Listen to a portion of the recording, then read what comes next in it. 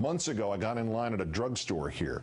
A woman ahead of me, obviously a familiar figure to the young pharmacist behind the counter, trying with mixed success to take in the gentle explanation. You've maxed out your prescriptions on that insurance, the professional said slowly. I can't give it to you. Customer shook her head in resignation. It was like the medieval courts of chancery, where if you were poor, you could take your lawsuit against the rich or the government and hope that when they picked the handful of cases to be heard that year, they'd pick somehow yours. If they didn't, you could try again next year, or in some cases every year for 20 next years. The woman who needed the prescription spoke even more slowly than the pharmacist just had. She had almost no hope in her voice.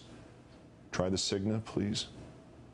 Another drugstore late at night, and the pharmacist there was a friend of mine. You have to do something about this, he said loudly as he handed me my refill. Then he reached for somebody else's prescription. You see this? Antifungal cream. I just filled this. You know what this costs wholesale? $4. You know what I have to sell it for? $263. I sell it for less and I get fired and maybe we lose our license. And then this. Last Saturday, I leave my father 24 hours after serious surgery that probably saved his life, serious enough that he was still under sedation, and it would be another 24 hours before he knew where he was or who I was. And yet I knew he was okay, because I'd gotten him the best care in the world. Literally, his surgeon is considered one of the top 5 guys in his field alive today. And even I can tell he absolutely nailed the operation. And I know that after my father was to wake up when post-operative fluids would get into his lungs and he had trouble breathing and he had to inhale after every word, they would give him a drug called Lasix that would start to drain the fluids, and within 5 minutes he'd be breathing easier, and within 15 it would be like nothing was ever wrong. And that this was just one of 20 drugs they can use on him, not just to make him better long term, but just as importantly and twice as imperatively to stop his pain short term. And I marvel that we have come so far that you can barely take care of your life, like he will admit he hasn't, for 80 years.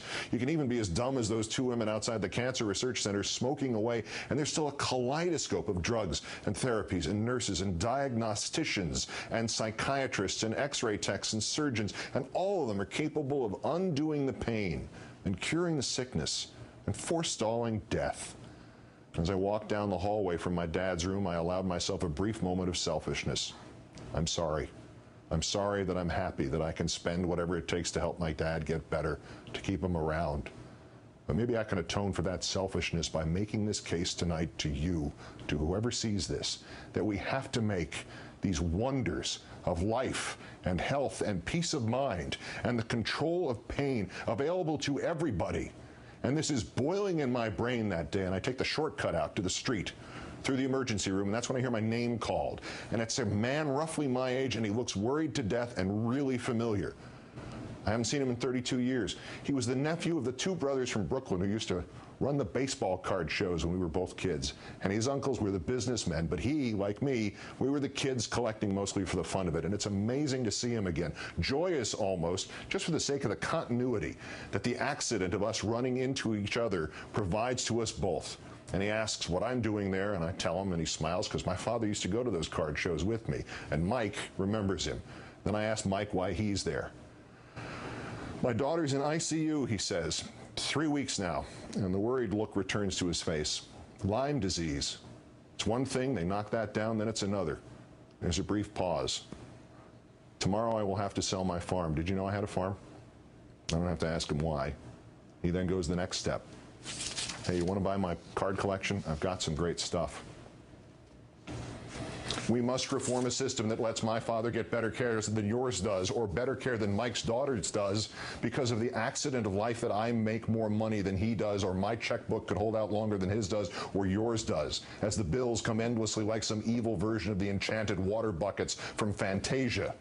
The resources exist for your father and mine to get the same treatment, to have the same chance, and to both not have to lie there worried about whether or not they can afford to live. Afford to live!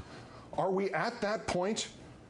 Are we so heartless that we let the rich live and the poor die and everybody in between become racked with fear? Fear not of disease, but of deductibles? Right now, somebody's father is dying because they don't have that dollar to spend.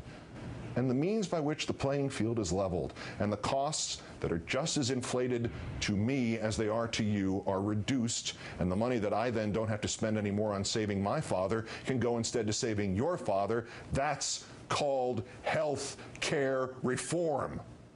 Death is the issue. How can we not be united against death? I want my government helping my father to fight death. I want my government to spend taxpayer money to help my father fight to live. And I want my government to spend taxpayer money to help your father fight to live. I want it to spend my money first on fighting death. Not on war, not on banks, not on high-speed rail. Spend our money, spend my money first on the chance to live. And we must be unanimous in this, not to achieve some political triumph for one side against the other, but to save the man or the woman or the child who will be dead by morning in this country, in this century, on our watch, because we are not spending that money tonight. I will not settle for a compromise bill. And I will extend my hand to those who are scared of the inevitability of death, but who've been told they are scared of reform, those who've been exploited by the others, paid or forced to defend the status quo. We must recognize the enemy here.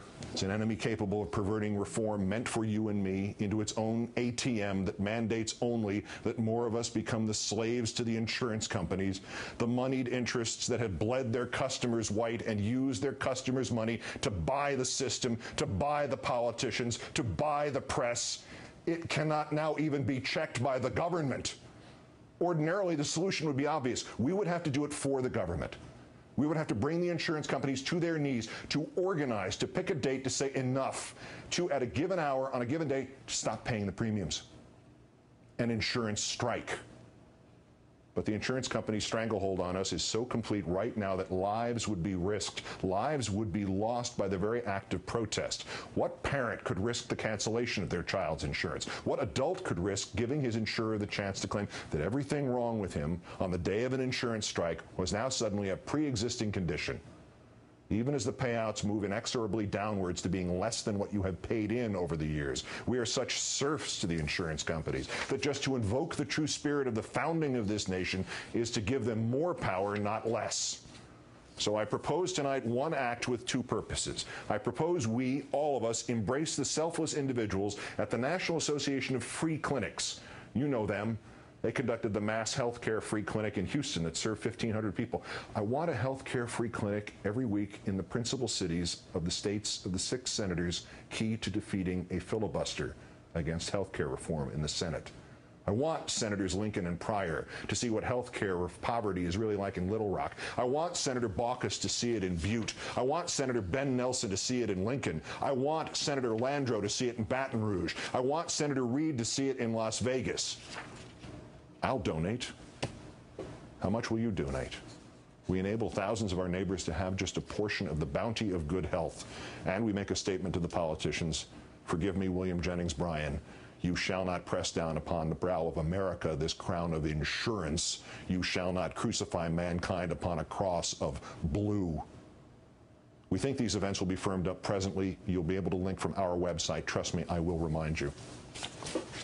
Because in one party, in one demographic, in one protest movement, we are all brothers and sisters. We are united in membership in the party that insists that every chance at life be afforded to every American seeking that chance. We are united in membership in the party that insists on the right of everyone to the startling, transcendent blessings of the technological advance of medical science. We are united in membership in the party that is for life, that is against death, that is for lower premiums, that is against higher deductibles, that is for the peace of mind that can be provided only by the elimination of the fear that cost will decide whether we live or we die. Because that's the point, isn't it? It is hard enough to recover, to fight past pain, and to stave off death, if just for a season or a week or a day. It is so hard that eventually, for you, for me, for this president, for these blue dogs, for these protesters, it is so hard to recover that for all of us, there will come a time when we will not recover. So why are we making it harder?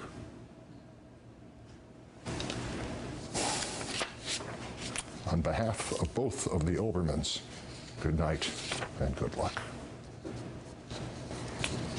And now here is my dear friend Rachel Maddow. Good evening, Rachel.